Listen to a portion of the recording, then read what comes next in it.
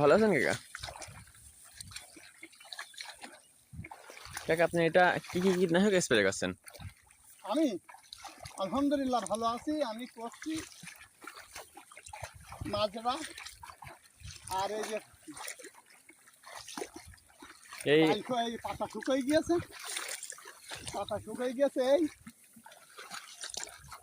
আর ফুলরা দিচ্ছি। এই Flora spray করার জন্য ধানের কি উপকার হয়?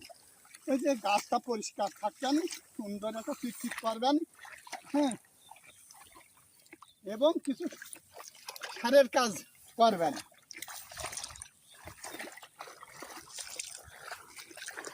ফ্লোরার সাথে আর কোনো কীটনাশক ব্যবহার করছেন না? হ্যাঁ, ওই যে বিষ, ওই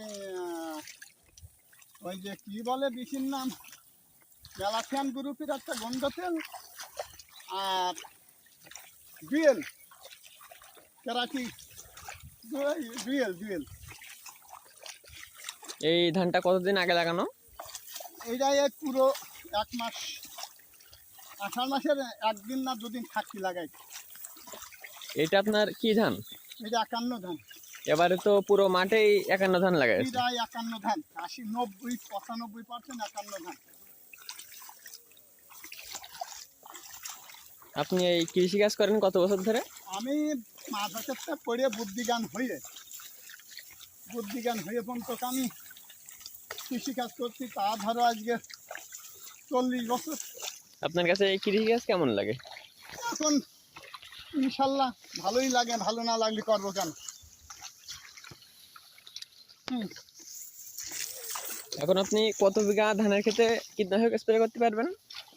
এখন নিম্ন 5-6 বিঘে করবো, 5 থেকে 6 বিঘে। এখন তো 6টা বাজে, আপনি কত বিঘে ধানের ক্ষেতে স্প্রে করেছেন? আমি এই পর্যন্ত প্রায় এই ধান দিলে 2 বিঘার উপরে চলে যায়। আপনি এখন 6টা বাজে, আপনি 2 বিঘা ধানের ক্ষেতে স্প্রে করা শেষ? কারণ এই আকাশ ঘোলাঘুলি যদি করে, তাই একটু সকালকে দিলাম।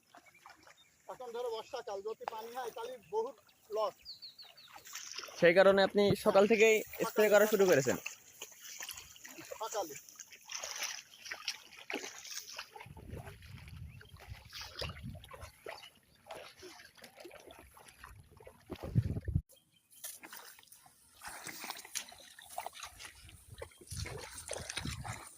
ভালো আছেন কাকা?